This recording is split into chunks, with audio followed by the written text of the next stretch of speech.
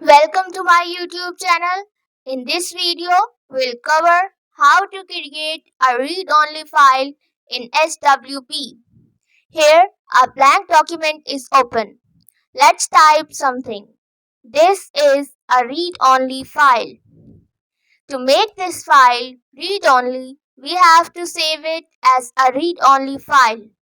For this, we'll access the Save As option in the File menu using shortcut Alt F8.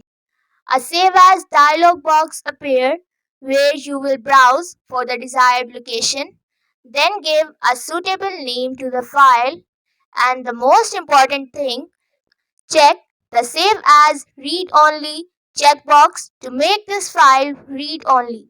Then press the Save button. Now the file is read-only file. You can verify it by the word read in the right corner of the status bar.